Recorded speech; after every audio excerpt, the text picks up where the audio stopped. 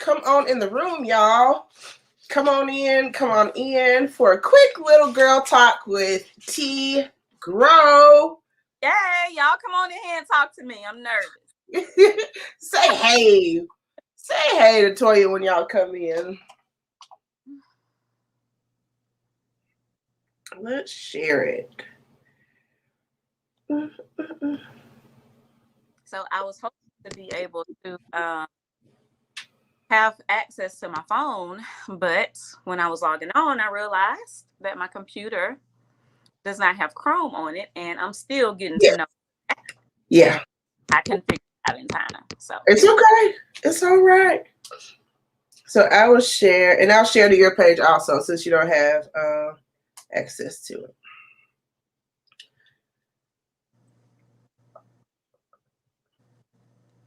Come on in and say hey while we share it, y'all.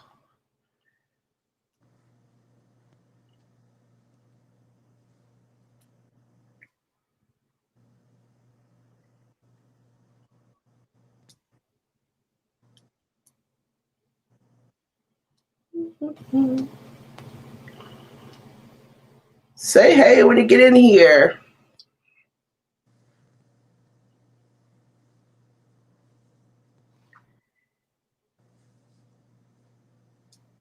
All right. So I've shared it everywhere. And then if you guys are catching the replay, just do hashtag replay so that we know who will come back and say hey to y'all also. So when you come in at any moment, this is just a girl chat, nothing very formal or anything. Just two girls who already know each other, just allowing y'all to see how dope this author is. So, as I said, we have T.Grow today. I'm going to read her bio for real. It's hard. Like when you know people, you really want to say like, this Toya, y'all. So I'm going to read the bio for real. Author T.Grow is a native of Pritchard, Alabama. She moved to Huntsville to attend the beloved HBCU, Alabama Agricultural and Mechanical University in 1999, where she became a single mom in 2004. After receiving her bachelor's degree in business administration from Faulkner University in 2012, she completed her master's degree in early childhood education back to Alabama A&M University in 2017. Since, she has been committed to living out her dreams as a thriving mom, an author, and a classroom teacher. There's a special place in heaven for you, as well as working as the executive assistant at Real Fathers Making a Difference Incorporated. Raising My ManChild is T.Grow's fourth published title book. It also follows True Witness, which is a compilations, I got excited, of gospel plays. Lucy, the Love Bug, and Alice Leaves the Palace are her other two books, which are children's books.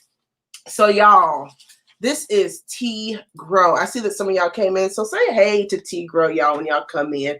Make her feel welcome.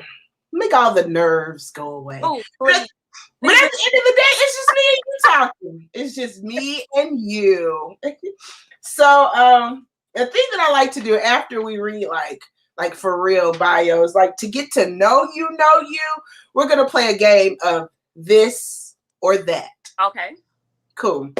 I'm gonna give you two things, and then you just let me know if you prefer one or the other. Hey.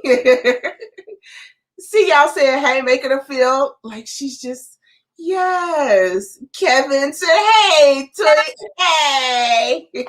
All right, so you just let me know if you prefer one or the other. All right, here's just a sample. So if I say rain or snow. Oh, Lord. Snow, as long as I'm in a city that shuts down and I can go outside. Right. I feel you. All right, so let's get started. Coffee or tea? Oh, tea. Tea. Sweet potato pie or pound cake? Oh, that's a hard one. Dang. If you making it, it can't be nobody else. If you make it. It's still hard. Those are really good ones. I'm gonna go with pound cake. I'm gonna go with pound cake. Okay, all right. Fried chicken, fried fish. Fried fish, definitely. Yes. Beach or mountains? Beach. Even though I am a Black girl who likes to camp, but I haven't gotten into the whole primitive camping. I ain't there yet. Gotcha. Okay, gotcha.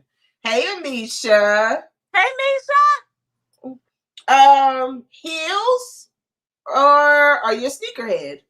Oh, heels. All day. You even have a tattoo of a heel, don't you? I do. You remember? Earrings or necklace? Earrings. Walks in the park or movies? Movies. Okay. Dog or cat? Cat. Surprise! There somewhere. Smoothies or milkshakes?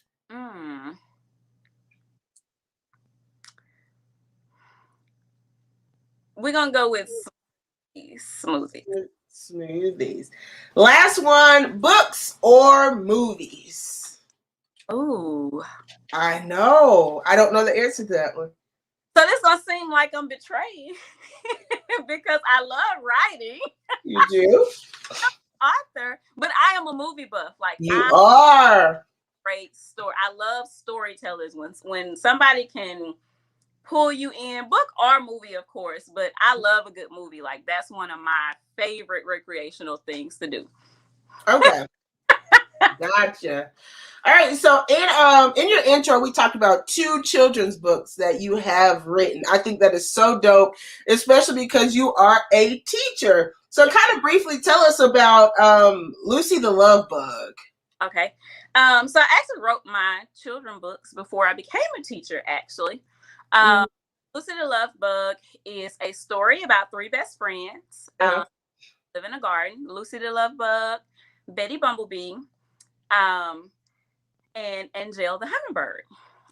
So the basis of the story. So the thing with this set of children books, my first 2 children books are a part of a collection that I will eventually release. Those 2 that are moral based. So Lucy the Love Bug teaches a story about loving one another and how when we love one another, we shouldn't treat each other different despite our differences. Yes. That's especially for school age kids. That's an excellent, and especially the time that we're living in. Perfect timing with that one. And your kids enjoy the book? They do. They make me feel so good. Yes. I've read it. I am thankful that I have had teacher friends to read it. Even before I got in the classroom, even before I actually wrote the book back in the day, when I used to teach Sunday school, I didn't have no published book. I just had a Word document. I bought a pillow pet. You remember the pillow pet? I do. I bought the love bug, the ladybug pillow pet. I glued eyelashes on her. Of course you did. Of course. And I would read it. And I would use the pillow pet as my only visual because at the time I was still hoping to have the book. It was just a dream at the time. But the kids have always been extremely receptive of the characters and the storyline. I think because they can relate, because even though they're insects in the garden, they're little girls. And for the target age that it's for, around that second, third grade age, even first grade, like they really connect because by then they've had disagreements with their friends. That in the climate that we're in now, like differences are almost pointed out at this point. And what about Alice Leaves the Palace? Alice Leaves the Palace again. These 2 are a part of my moral based stories of imagination. Alice is a little brown skinned girl. She's a princess. She lives in a kingdom. It is the most beautiful kingdom that exists. But Alice is unhappy. She's unhappy. She refuses to leave the house because she doesn't look like any of the people that live in her kingdom. And so vowed to never go outside because she looked, and she didn't want to be different from the people in her. She did not have any friends. And her mom, Queen Juanita, ends up kind of teaching her about how God has made us all in his image. We are all fearfully and wonderfully made, you know. Yeah. And that, you know, instead of being down about your differences, you know, we should celebrate our differences. Exactly. Yeah. Again, like perfect for the climate that we're living in. Like perfect timing. Yes. After she finally goes outside, she meets two friends. Of course, she's a princess of the kingdom, so they're like commoners, if you will. They even question whether or not they should be playing with her. Gotcha. That different status. And she kind of gives that same message to them that her mom gave to her. You know, our differences are what makes us special. Right. And so here we are now, raising my man child. Yes. Yes. So before we go like into the book, like tell us about your man child. Woo! That's a lot. So he's very peculiar kid. He's absolutely amazing. The J Boogie. Yes. He is extremely fascinated and has studied Michael Jackson. Many people know him from his dancing. He is a slave to the rhythm, in the words of Michael Jackson. He is dancing all over town. Yes. And since he was been able to walk, he is 17 now. Thriving, about to be a senior this year. I cannot. Wow. Yes. Started his first job today. Taco Bell, and Taco Bell is actually where I worked in college when I was carrying him. Wow. Right. He is self-taught in animation and wants to pursue being a brown boy in the field of animation. I can't be any more proud of him. He doesn't meet strangers. He's very different from me. Don't meet any strangers. Very, very friendly, although not extremely social. He can kind of be a little socially awkward. But I mean, like, you can't meet him and not love him. Right. And the protector of his mom. He loves his mom. You know, that's my best friend in a lot of ways. Awesome. So we dive in the book. We see that the foreword is written by the amazing L.C. Smith. Like, beautifully written. I've never personally met him, but like his name alone, I'm like, that's a good dude. So just tell me so we can shout him out and everything that he does. Tell me how you got connected with Mr. Smith, what him and his organization, what it means to you and all of that. So I found out about, the organization, Real Fathers Making a Difference Incorporated. It's a nonprofit organization here. One of their programs is building his character, which where they mentor young boys who lack that positive male influence in their lives. Most of the moms are single moms, but not all. Okay. And that's one of their programs. They also have education programs for the community at large. Okay. I found out about them through one of our fellow single moms, Monique Barnes. I was working with another friend. We were doing a Christmas giveaway. Okay. A single mom. Okay. I was trying to establish my own nonprofit organization at the time. Still a desire that I have. I want to be able to have be a financial support for moms to put their boys in extracurricular activities. Just an effort that we was doing to bless a single mom in the community. And by chance, I met Monique. We started talking.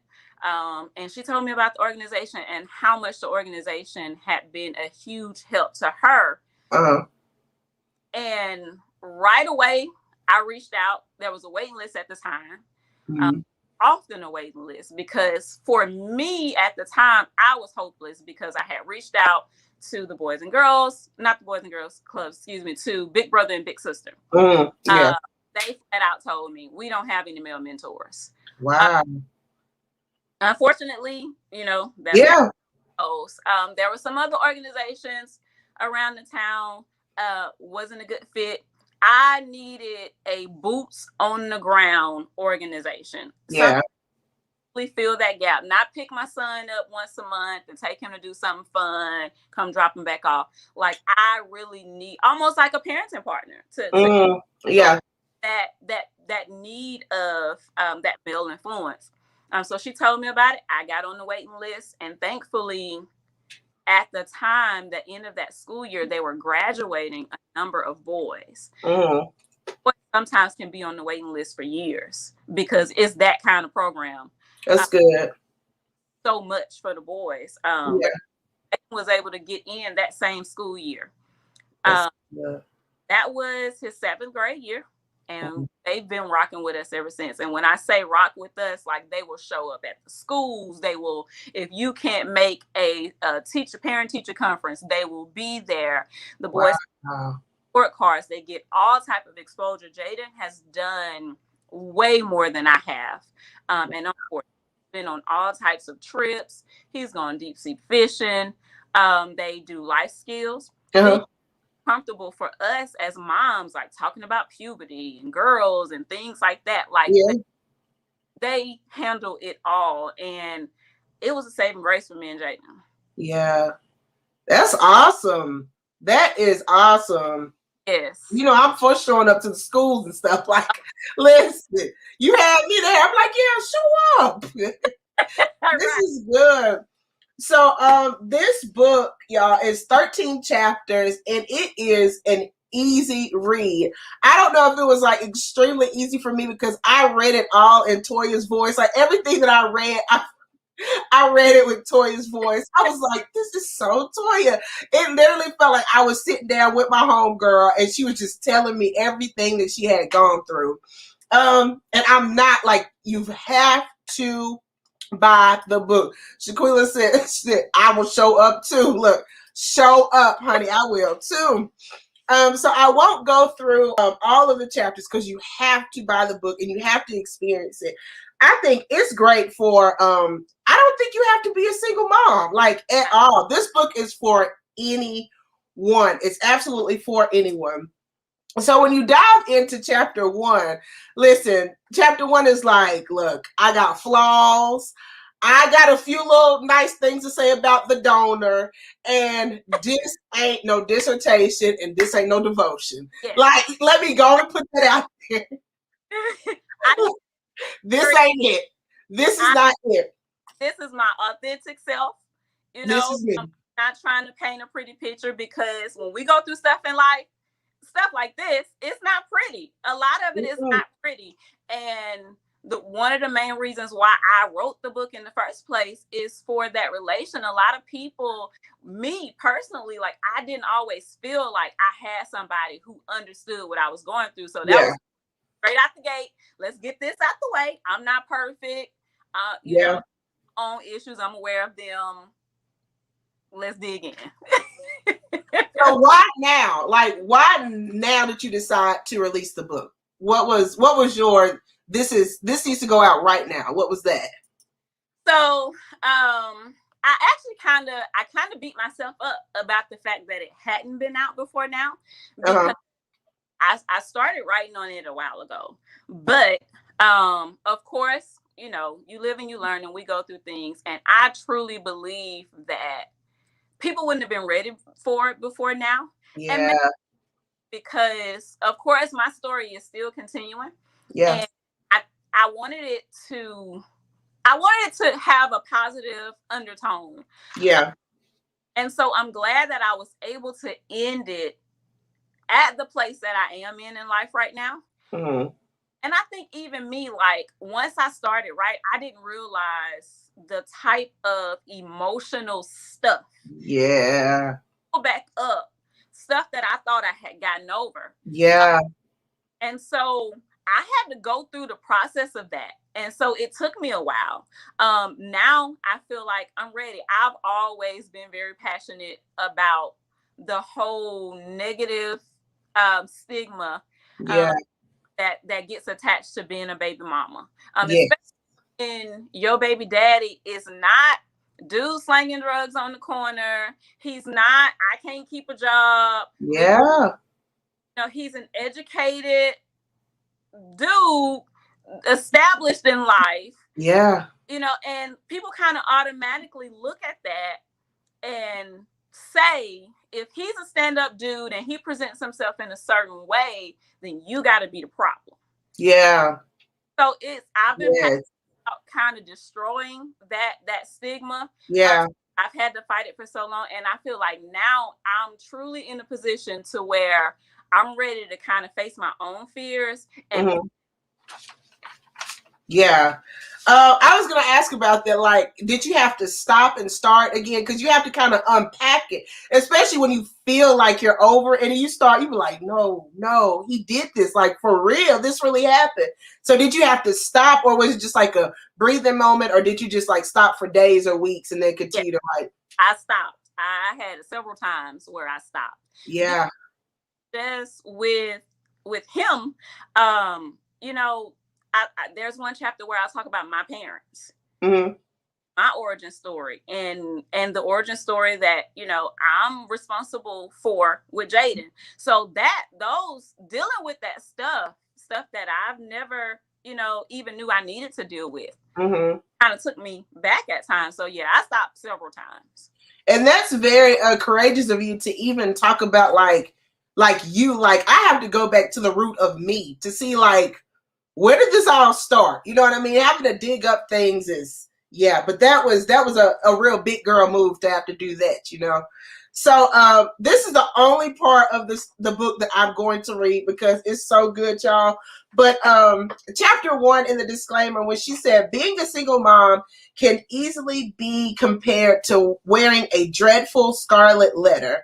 From the time you become an unwed expected mother, you are marked. You are stained, value depreciated.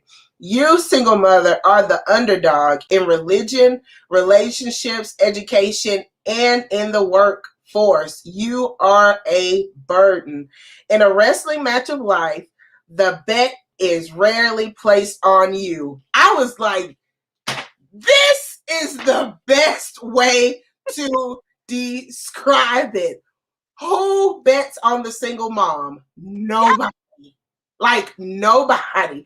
And this is really kind of like the foundation of how Woman2Woman started. Because Woman2Woman started because we were having, like, there were events and stuff. And like, there were no one to watch the kids. And I'm like, where is the support for the person who needs the support, And that's how it started some years ago. But I was like, wow. Like, in the first paragraph, I was like, this is it. Like, this is the perfect definition to like everything. In church, people make you stand up and give you pardons, and then make you sit down. You can't be in ministry no more because you got a kid. At work, they find out that you have a baby, then they concerned that you can't go to golf and wine and dine after 5. You gotta go pick your kid up. You just walk around with she's a single mom, but you don't even feel that way. Like, why do you feel bad for me and I don't feel bad for myself? But I like that paragraph alone. I was like, this is the perfect explanation to like life as a single mom. Yeah. That was great, Grow. I tell you, this is a book club read for real. Like, I like grab your friends, single and not, so that y'all can compare, what you took from it, what did you take from it as a single mom. I definitely say, listen, I want to start a book club myself. I'm for real. Thank you. I need to hear it. Thank you, because that's something that I really want. Like, I want it to be in book clubs because like some of the topics, these are conversations that we don't have enough. No. And everyone thinks that, like, because you're a single mom, you're so strong, and you don't need anyone to talk to. Like, you see her handling all this. They don't know when them kids go to bed at night, it is cry central. That's when you get to cry. That's when you get to break down. Whole come apart. and nobody's there. And it's always the ladies who have biceps and thighs. They'll be like, oh, you're so strong. You're so... No, you strong. You got biceps and thighs in the bed. You know what I mean? Like, oh, y'all, I just want to pause really quick to say, Toya, T.Grow is going to give away a read box. Listen, I got my box probably a month ago, didn't I, Toya? And it's so good, y'all. I don't want to take nothing. I'm like an old lady who got some for Christmas. I don't want to take nothing out of my box because it's so good. But it's a wine glass and popcorn and socks and everything just to relax. So she's going to give one of these boxes away to someone. So what you can do, share this broadcast, and we will draw from those who shared. It is the best box. It is the best box. Adrian Oliver says she don't want to touch us. Adrian, we are alike. I just keep looking at it like, oh, I want to burn my candle, but I just cannot take it out the pack. It's just so good. I was so excited to see this, y'all. But it is good. So make sure you share this broadcast, and we will definitely... You like wine. Girl, I'm going to touch my wine glass. I'm going to put it back in there, though. Look. It is so cute. It is reading fuel. Bro, I put it right back where it was, too. And it comes with socks. I love socks. You want to shout out who makes your socks? So the socks come from Foot Phrase, at footphrase.com. It is actually another Black female-owned business. Yes. She is also a former single mom, but in a co-parenting situation. She is now happily married, but she believed in my book and in me wanting to make the release special. So she sponsored those socks, and I love the fact that they have that positive message for you. After watching one of my YouTube videos, where I talked about how you have to kind of redirect your perception and see yourself. You know, it's never too late to redirect. You know, once you become self-aware, you have control over your storyline, and so we are the plot twist. And so up with me a nice inspirational quote to go along with the box. Yes. Now I'm gonna put it back where it got. Okay. I am the plot twist. Also, we will be drawing for a free book and also a t-shirt. So those that share, we'll just draw 3 names and you guys will get one of the 3 gifts. Okay. So stick with us. It's so many good chapters. I only want to do like 2. You made this so hard. Okay, so we will we'll talk about finding peace. Talk about how do you find peace in this situation? Like, what was your process of finding peace? And I understand that it's an ongoing thing. It's not like you wake up and, peaceful, I'm at peace with this. What was, like, just walk us through, like, finding peace and being a single mom of a man. It's different, too, being a single mom of a man-child, right, of a boy, that grown man, I think probably the kind of the one defining point, because you're right, it don't happen overnight. And after you kind of make up your mind, that I'm ready to be in a better place, mentally, emotionally, spiritually. I'm ready to move on. I'm tired of being drained. I'm tired of being, feeling depressed and angry and bitter. You still you got to get through it. For me, and I'm thankful that I feel like I kind of learned it early on, because it was just me and Jaden. Yeah. You get to the point to where you realize, like, your emotional stability impacts that baby. Yeah. And I didn't want him. Jaden was such a happy baby. Yes. And I didn't want to do that to him. Yeah. So I had to figure out how to fight differently. Mm. In the beginning, that first year, like I went through, of course it was well past the first year. I mean, we still right. I feel you. I feel you. First year, like I went through, looking back, I mean, I didn't know it then. I didn't have the education or the awareness, but I can firmly say that I went through postpartum. Yeah. But and with dealing with the sperm donor, his now wife, wasn't at the time, but arguing back and forth and screaming matches and exerting so much energy just trying to get him to act like you care, at the time. You realize, like, I'm putting all this energy into this negativity. Right. I don't have anything left to give to my baby, and then he's gonna grow up because it's just me and him. So I'm gonna be a mirror for him. And I didn't want him to be a sad, depressed baby, Yeah. young, so I had to, it was about protecting him emotionally. Yeah. And that's good. I've never thought of that. Did you give this thing all of this energy all day long? And it does drain you. Yes. I have been there. Like, I ain't been married all my life. Just be 3 years next week. Listen, I've been there. I know you know. I get it. But when you give all this stuff so much energy, then you're drained, and then your kids come, you want to talk. So you be like, what you want? It ain't their fault. You've been arguing with this person all day long. That was so good. That was really, really, really good. Yes, that is. Yeah, you have to save some of that for your child. Because even I get caught up sometimes with answering emails and text messages all day long. And then when my child wants to talk to me at the dinner table, like, I don't want to talk. And so I saw somebody one time, I think it was Chris Sands, he has a reminder in his phone and it says, save some for home. Like at a certain time, he cuts off all text messages and this reminder comes up and says, save some for home. So yes, that is good. That's really, really good. So, ooh, you made this so hard for me. All the chapters are so good. Thank you.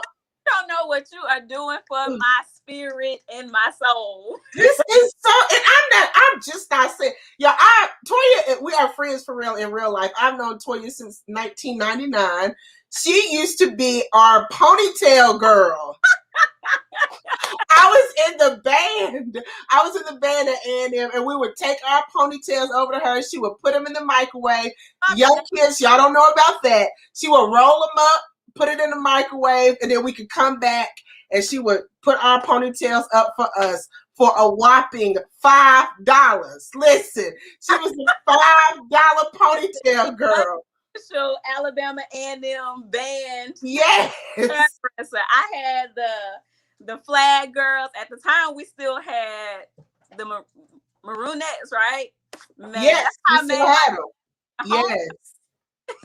Yes, Shaquilla know about that microwave ponytail, boo. In the dorm. Thomas Hall, T-Town. Yeah. What you know about that? Yeah, she was $5. Listen, we owe Toya, because listen, it should have been more than $5. That is funny. So what I seriously, without and this is beyond like friendship, this is like a good read. So I'm trying to pick one more chapter. Sheesh. Okay, let's go. Okay, let's end with be encouraged. What encouraging words would you give to a single mom, period, trying to co-parent in a difficult situation? What would be your words of encouragement for her? A lot. It would be a lot. Yeah. I guess, I mean, overall, of course, I always want to remind single moms, because like I said, we give up ourselves so much to our kids. Yeah. And the thing about being a single mom, you don't have anybody immediately there replenishing that love that you're giving out so much of. Yeah. So one, I would tell her that you are the sugar honey iced tea. Yes, ma'am. You killing it. It may not always feel like it, but right. the very fact that you did something that other person did not have the strength of the goal to do, that speaks volumes about your strength, your resilience, your character, and your kids will always have you to thank, you know, for raising them and taking them through the hard parts in life that we know we go through, you know, growing up, especially once they become, you know, tweens and teens, young adults. Listen, it's a traumatic experience to be left with the heaviness, the huge responsibility of raising a human being. And the fact that you're doing it and you didn't run away from it, girl, you are bad. You are very. Period. Keep doing your thing. You know, we all make mistakes. Nobody's perfect, but love yourself. Continue to love your kids and pour into them. Do the best you can. Don't let anybody make you feel bad about the way you feel about your situation, because you get a lot of that. Yes. You know, a lot of people like to tell you how you shouldn't feel and how you shouldn't respond. And, you know, even like in the book, we get to talking about dating. We get to talking about, you know, there are a lot of people who feel like, you know, if you mention the fact that you still, you know, long to have a companion, still a single mom, then oh my God, heaven forbid. Yes. But at the end and beginning of every day, we are human first, and God made us all with feelings, emotions, needs, wants, desires. You know, and it's okay. It's okay to want a life partner. It's okay to want a companion. That does not make you a bad mom. Exactly. Telling your kids, setting a bit. One of the things that was probably the most important part of the book to me was the chapter where I talk about that unpopular truth. Yeah. You know, like a lot of people would have you believe that if you tell your kids, to me, it was important that Jaden had a healthy, realistic benchmark for what love looks and feels like. Yes. I was not going to lie to my child and stepdaddy sees. Okay.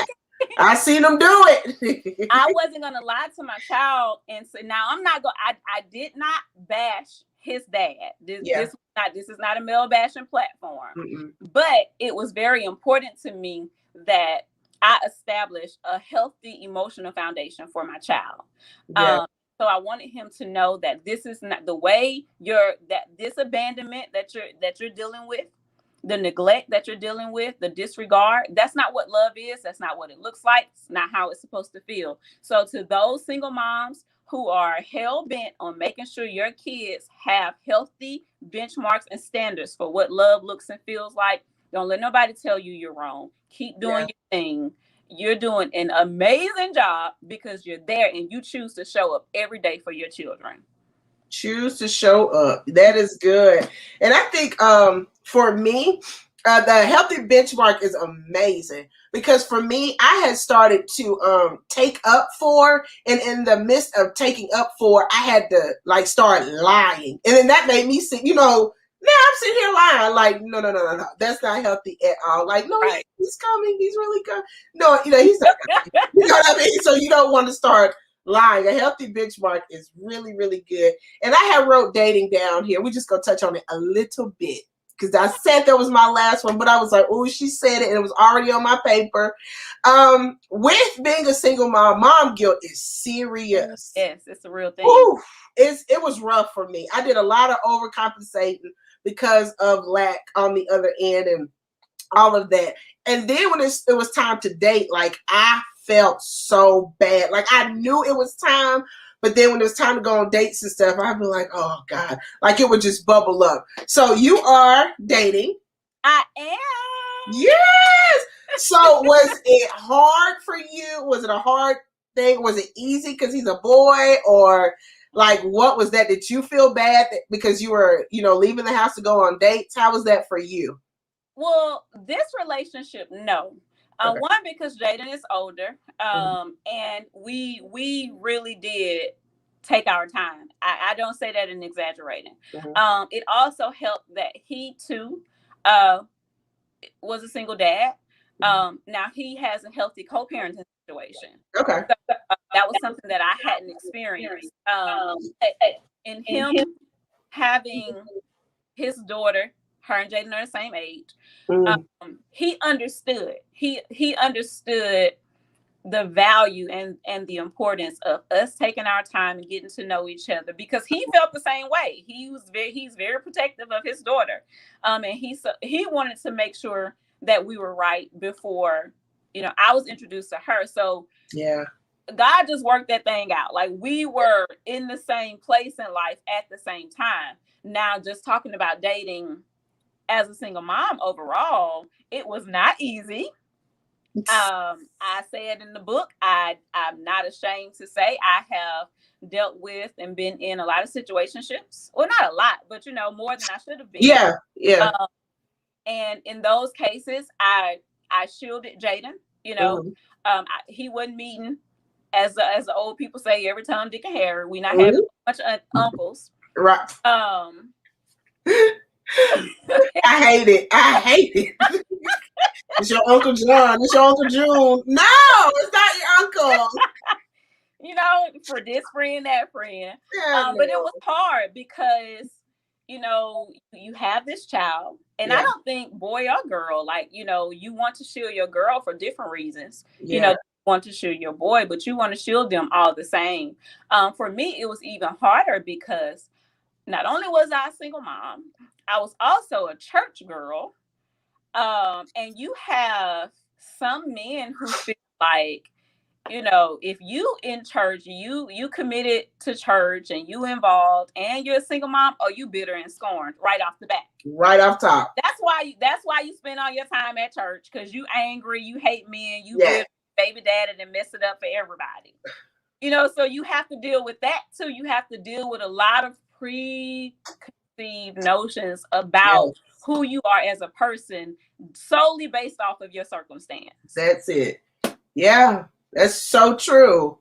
That is so true. So we tiptoed around the book, but y'all, I kind of gave you the beginning and the end. You got to go get the entree. Like, for real. You got the appetizer and the dessert. Please. So, yes, order your book. So, Grow, tell them how can they order their book.